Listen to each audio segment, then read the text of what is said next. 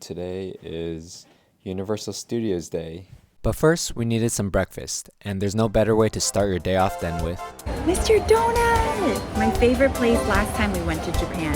They had so many delicious looking options, it was so hard to choose just one.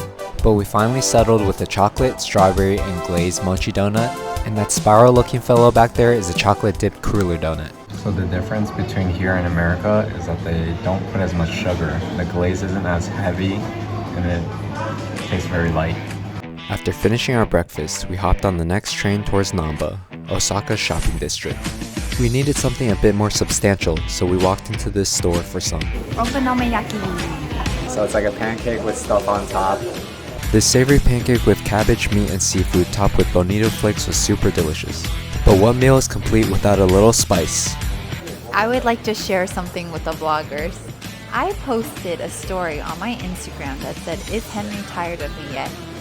And this man voted yes. That's rude and disrespectful. What's actually rude and disrespectful is the way I dominated this game.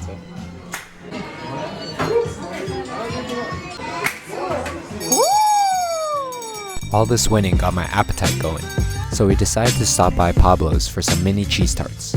From left to right they had lemon, chestnut, strawberry, chocolate, matcha, creme brulee, and plain. If I could, I would have tried all of them. But we ended up getting the matcha and plain cheese tart. The cheese was cheesin' and the tart was tartin'. Would definitely recommend this place. Speaking of cheesin', I guess it's time for us to head towards Universal Studios Japan. If there's one thing I've learned about Mandy from being with her all these years, is that she loves things that are cute and yellow.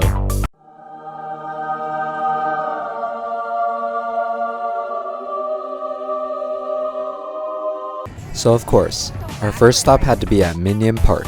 It was a good thing we bought the fast pass so we could cut the normal line.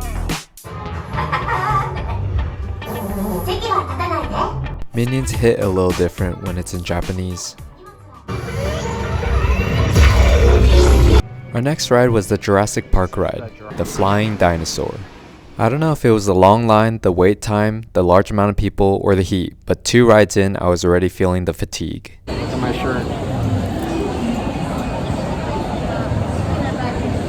Someone's in a whole Bowser uniform and they're not as unhappy as Henry is right now.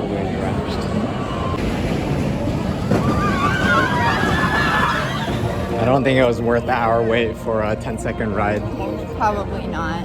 I give it 3 out of 10. That, ladies and gentlemen, was the beginning of my downfall. We continued trekking along with no breaks, and suddenly found ourselves transported to the magical world of Harry Potter. I tried to stay strong because there was so much to see around here.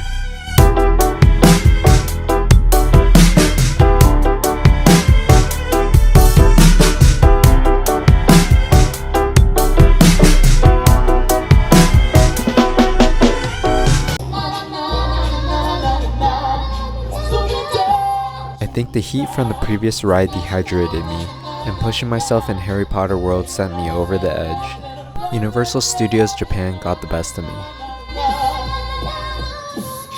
But despite how I was feeling, I told myself this can't be how our Universal experience ends.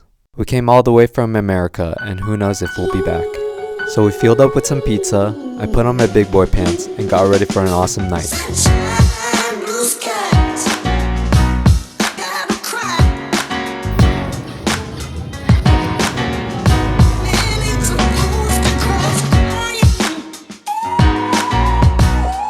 In the end, we didn't get to visit all the attractions we set out to see.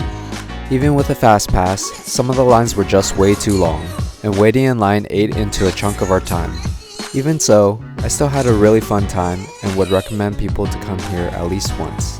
Just make sure you drink enough water and take enough breaks. Learn from my mistake.